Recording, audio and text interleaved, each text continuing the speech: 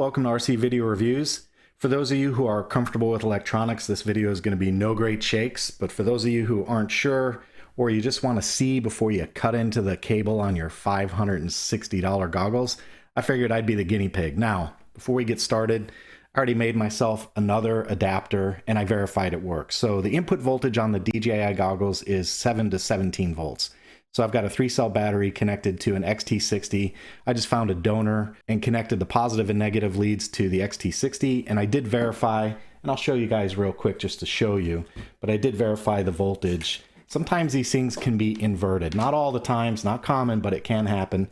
So I've got my red probe on the inside, my black probe on the outside, and you can see I've got 11.7 volts, 11.67 volts. Okay, now on the goggles, I'll show you those too. We'll power those up. I'll disconnect the barrel connector from the stock battery. Okay, stock battery is powered on.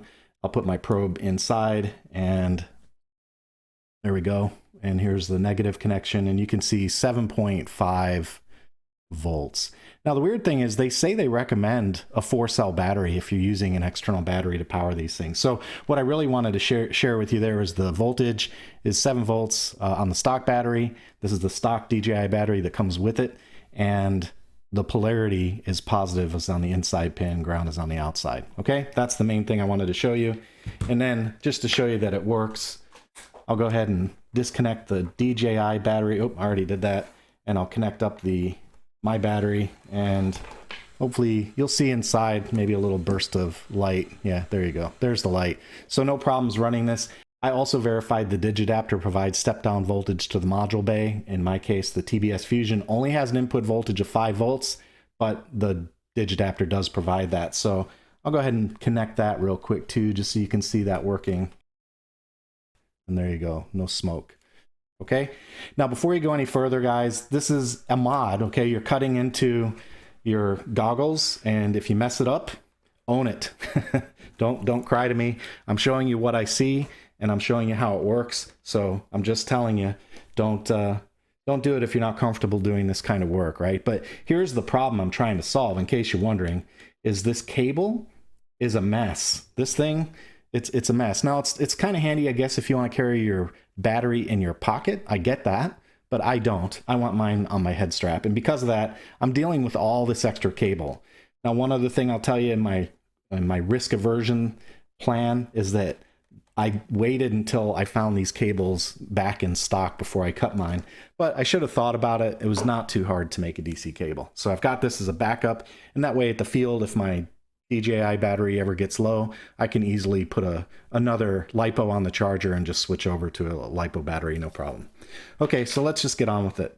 The first thing I want to do is take this strap and stretch it out to about how I have it adjusted for my head, because if you do that and you cut your cable, you're going to wind up way too short. I also want to let you guys know I have a 2-inch strap on the way. They finally got those back in stock, the fat straps, so I've got one of those on the way. But in any case, I'm going to go ahead and stretch the battery out to about the size of the head, right? And then from there, we can figure out where to cut. So I just want to find a neat place to cut it and give a little bit of extra. You don't want it to be pulled real tight, that's for sure. That's not a great idea. Just give it a little bit of slack. And this has a 90-degree bend in it, so you have to decide if you want that up or down. I think in my case, I'll just leave it aimed down.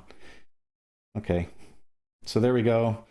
There's where I want to cut, and notice I'm going to cut with some overlap. So there's the first cut for the USB side, and here's the cut for the goggle side. All right, there goes all the extra. This is all the extra that was just a pain in the neck to deal with. I'm glad that's gone.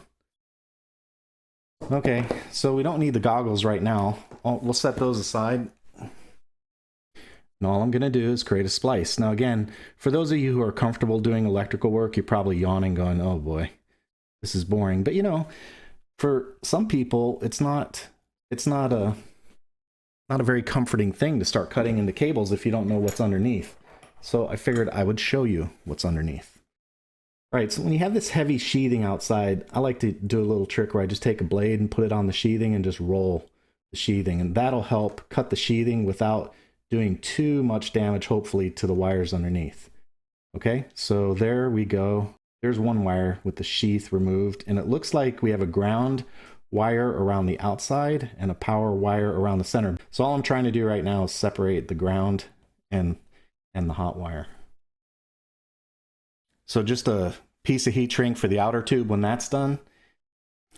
Okay, before I put my heat shrink on my red wire, I just want to tin the lead real quick, and I'll do the same thing on the other side because I want to keep that exposure to heat on that small piece of heat shrink as minimal or as low time as I can.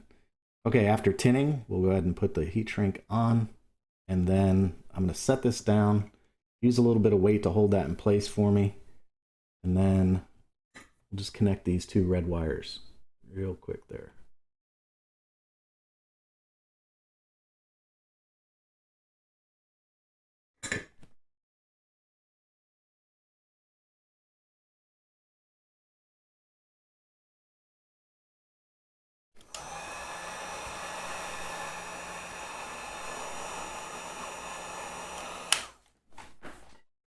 Okay, the hot wire's done, so same deal, just going to tin the wire for the ground. Just a little bit, doesn't need much. I'll let that cool down, and I'm going to go ahead and use another piece of heat shrink. The main reason for that is because I just want to provide a buffer between that red and the ground. I don't want any problems because if those two touch, that's bad. So we'll go ahead and we'll use a little piece of heat shrink on this one as well. Okay, I've got my coaster on there just to help hold my wires while I touch those two and get them bound together.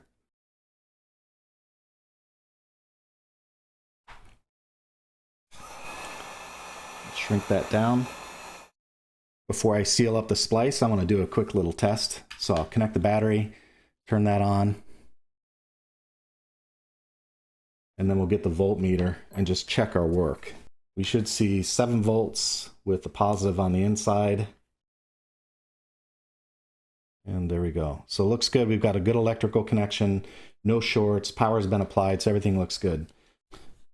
Okay, with that done, we'll just pull our main piece of heat shrink out over the join and seal that up.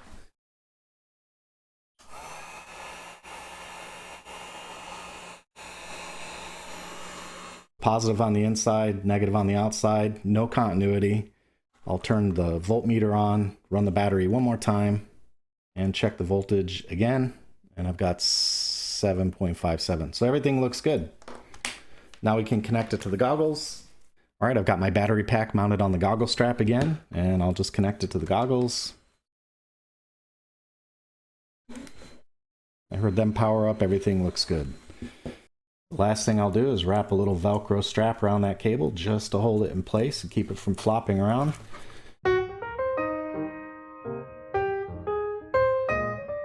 Well, there you go. Now you know how to shorten the power cable from your DJI battery to the goggles. If you like this kind of material, please hit the subscribe button and a notification bell so you know when new content hits the channel. That's all I've got for today. Take it easy. Hey, if you like the work I do here on RC Video Reviews, please consider joining me on Patreon. For about the price of a cup of coffee, you can help me keep making videos just like this one. If you'd like to help out, there's a link in the description and on your screen.